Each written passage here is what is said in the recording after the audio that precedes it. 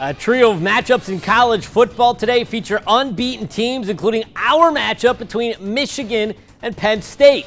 It's a battle in the big house with massive stakes. A maze-out should paint an amazing atmosphere that could be all Sean Clifford needs for a big game. We'll discuss that. Plus, a matchup of some of the best running backs in the Big Ten. Manny Diaz weighs in on slowing down the Wolverines' offense, and the most interesting punter in the world. Barney Amore is not just a great punter, he's wildly interesting. Anderley Penwell sits down with the senior. A bye week for the team, a bye week for us. We are back and better than ever is the team. We'll find out this afternoon. First, let's get you ready for kickoff right here on Nittany Nation Gameday.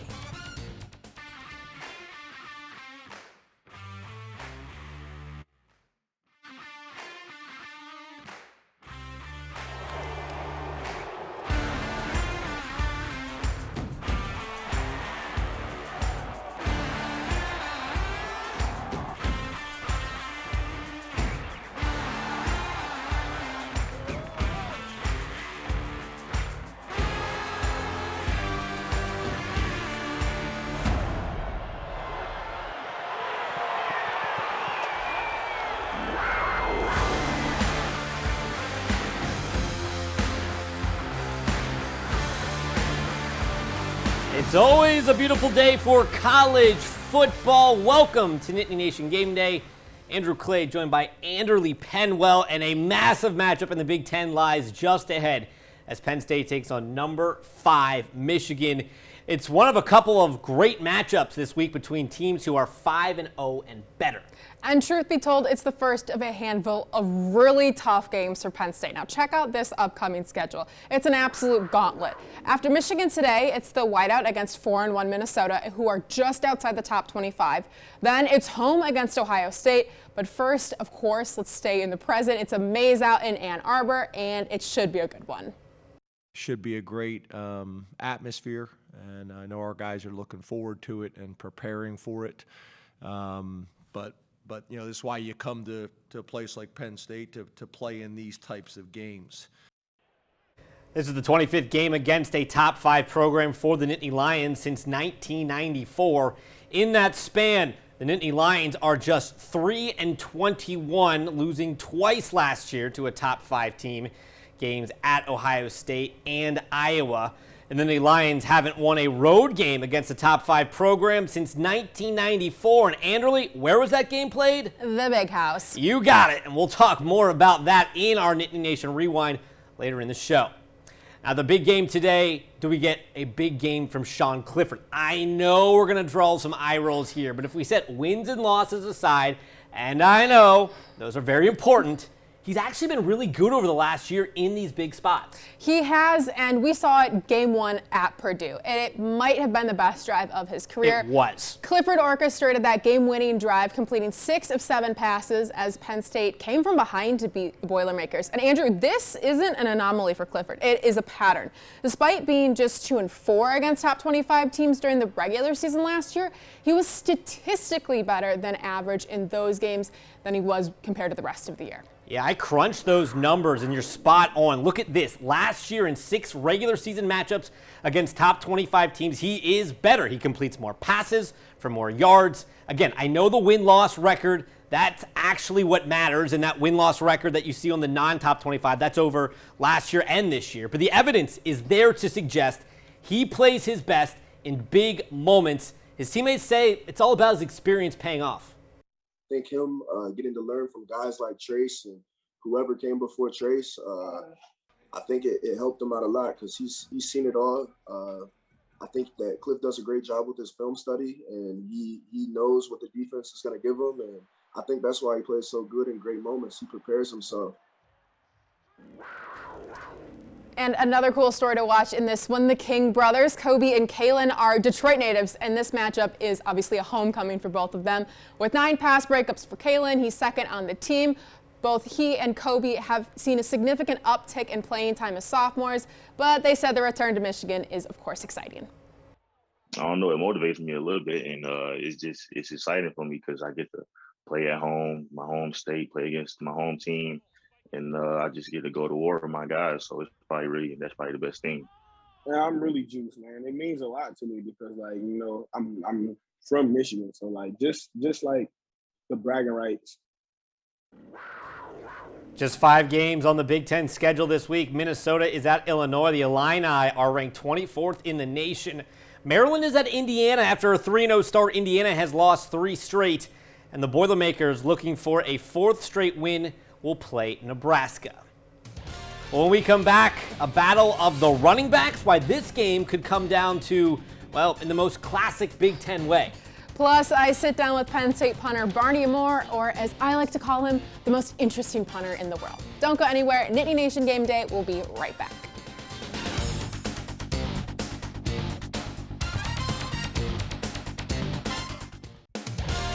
You're watching Nittany Nation Game Day. Oh, I mentioned it earlier. Penn State football's last top 5 road win came in Ann Arbor. The year was 1994.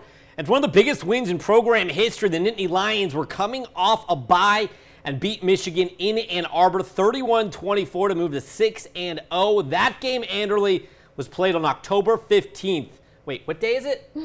Oh my goodness. The similarities are absolutely eerie. Astounding. Kajana Carter rushed for 170 yards in that win. And today's matchup could very well come down to whoever runs the ball the best. Penn State is wildly balanced this year, actually, running the ball more than they are passing, and so is Michigan. These teams are not only 2 of the better rushing teams in the Big Ten, it's also going to be a battle of the rush defense as well.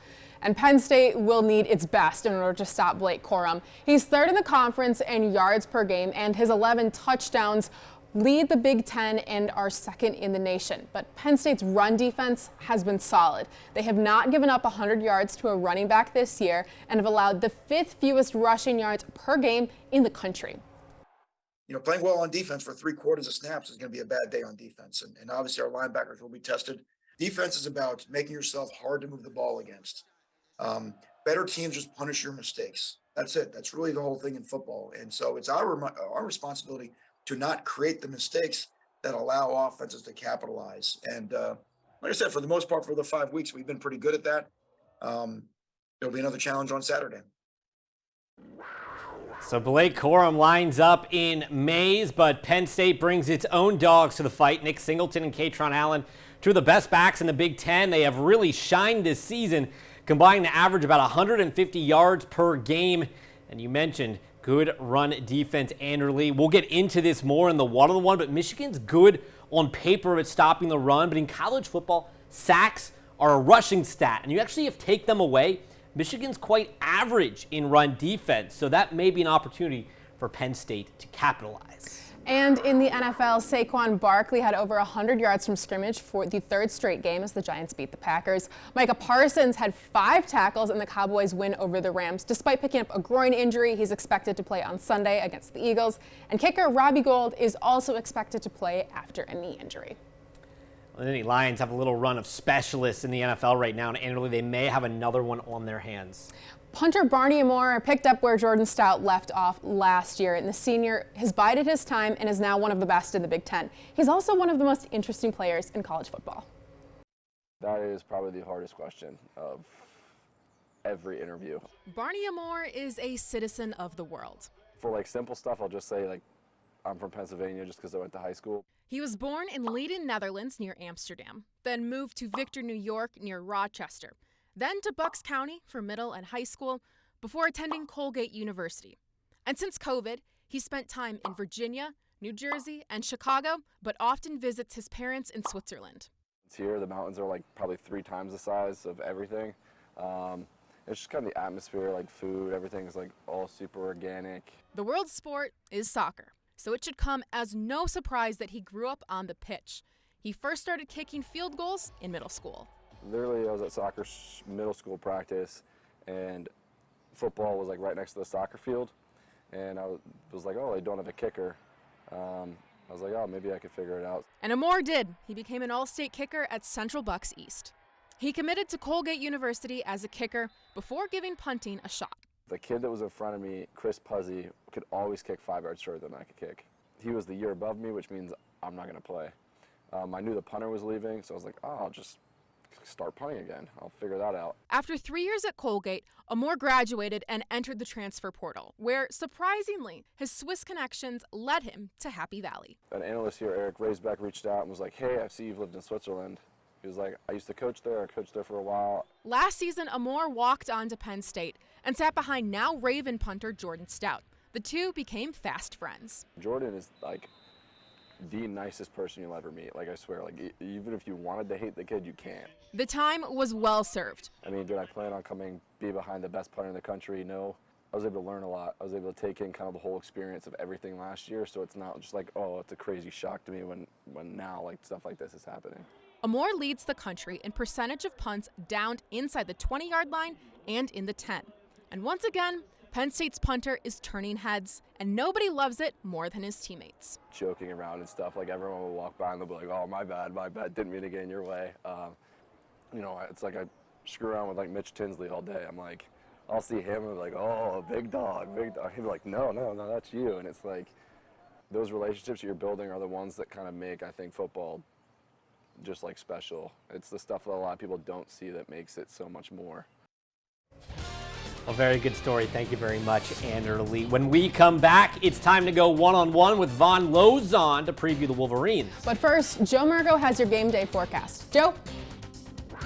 Hey guys, the weather for this weekend's game doesn't look that bad as the Nittany Lions head up to Ann Arbor. Now, we will have temperatures in the low 50s right for that noon kickoff. We're going to have clouds, some sunshine during the game. Temperatures will be rising through the 50s. The one thing that may be a factor is I do think it becomes breezy to windy during the game. The chance for rainfall, not zero, but very small until well after the game. You're watching Nittany Nation Gameday. Back here on Nittany Nation Gameday. Remember, Sunday night after the 11 o'clock news, join Anderley, Penwell, Neil Riddell, and Mark Brennan for Nittany Nation Overtime.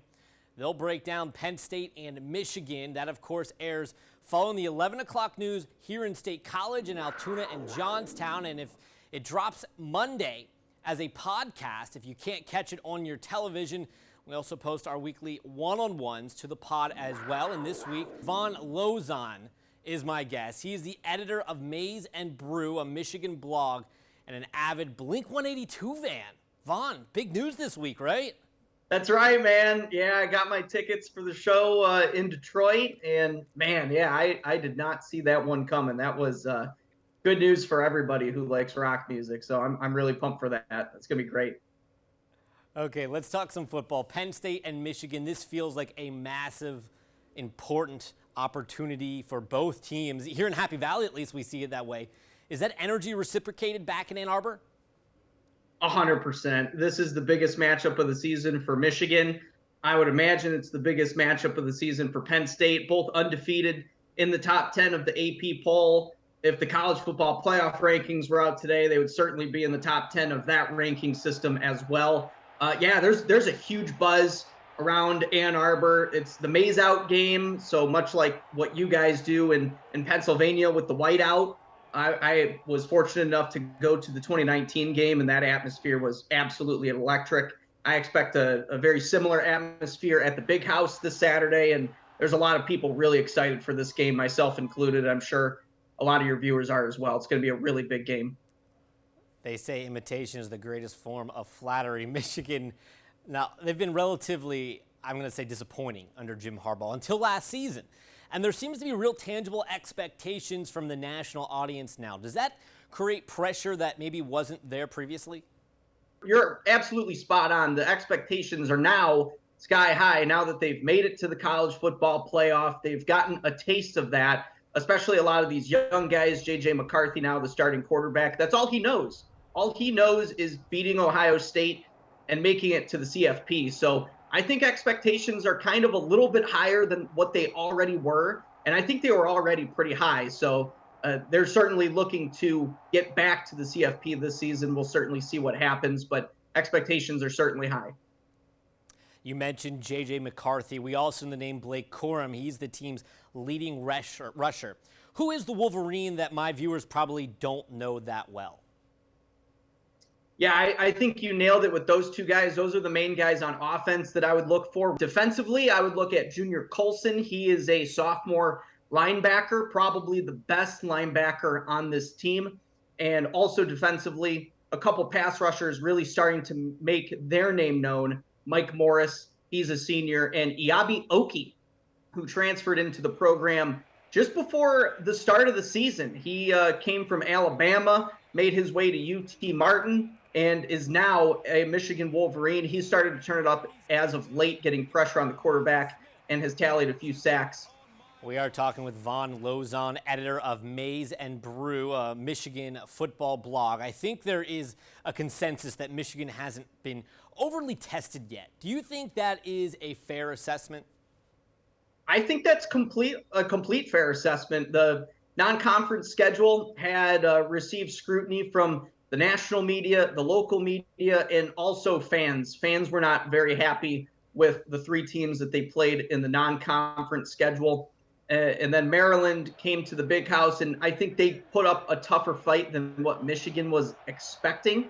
The last two games they went on the road. I was never never an easy place to get a win. It's always a difficult time at Kinnick Stadium. Some weird stuff happens at that place. So that's probably been their toughest opponent, in my opinion.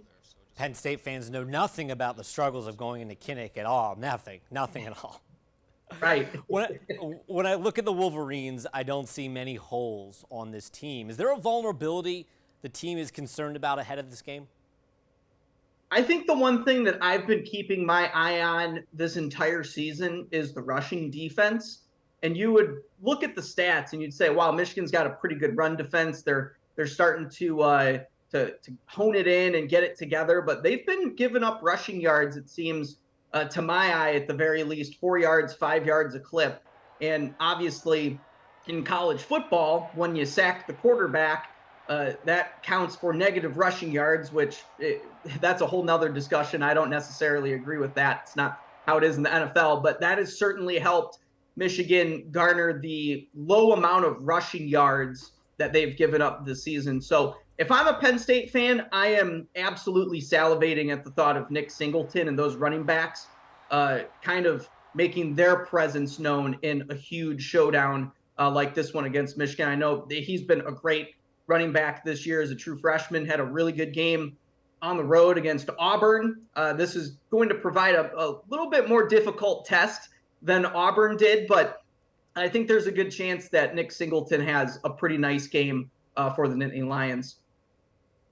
And if it's not Nick Singleton, it'll be Katron Allen, the other freshman running back. A 1-2 combo there for the Nittany Lions. Vaughn, I really appreciate coming on. He's Vaughn Lozon of Maize and Brew. Vaughn, thanks for stopping by. Thanks a lot for having me. When we come back, our players to watch. Why I say it all could come down to Sean Clifford ahead. Don't go anywhere. You're watching Nittany Nation Gameday. Watch Nittany Nation Gameday on these great stations every week. WFXP in Erie, WHTM in Harrisburg, WPHL in Philadelphia, WYOU in Wilkes-Barre, DC News Now in Washington, and WTAJ in Altoona. You're watching Nittany Nation Gameday. Well, 1 year ago, Eric All reeled in a 47-yard touchdown pass off play action as Michigan comes back late to beat Penn State. The Nittany Lions had a golden opportunity to upset the top 10 Wolverines, but lost 21-17. So close. So close. Yet so far away. Absolutely. Will they have a chance to upset today? I guess we'll find out coming up a little bit later. But let's wrap this up with our keys to the game. Anderley, why don't you kick us off? I want to see Penn State be aggressive on defense. J.J. McCarthy is young and relatively inexperienced. Also, there's not a lot of tape of Manny Diaz's Penn State defense. That's an important distinction. Yes, obviously a lot from the Miami days, but not too much here. I'm curious to see what he's cooked up in the bye week and how aggressive he'd be. I'd like to see that. In a similar vein, I want to see Penn State take away the run and make J.J. McCarthy beat you throwing. Yes, he has been very efficient, but play to your strength. And for Penn State's defense, that's its secondary. Now, my player to watch, well, it's actually coach. It's Coach James Franklin. Penn State is 3-6 under Coach Franklin off a bye. Does he have this team energized and ready to go? And for my player, I'm going to go with Sean Clifford. It's a little obvious, but like we said before, Cliff has been statistically good in games against top 25 teams. The Nittany Lions will need another one of those big days to come away with the win. And at this point, he's so old and so experienced, like we've gone over and over. And remember, you can always stay up to date with all things Nittany Nation using the Nittany Nation app. That QR code right there on your screen will get you to download it and get all the latest news, scores, and stats right there on your phone. Yeah, it should be another good one out in Ann Arbor. With that, our time here on Nittany Nation Game Day is up. Penn State and Michigan coming at you today over on Fox, a noon kickoff from Ann Arbor. For Anderley Penwell, I'm Andrew Clay. Enjoy the game.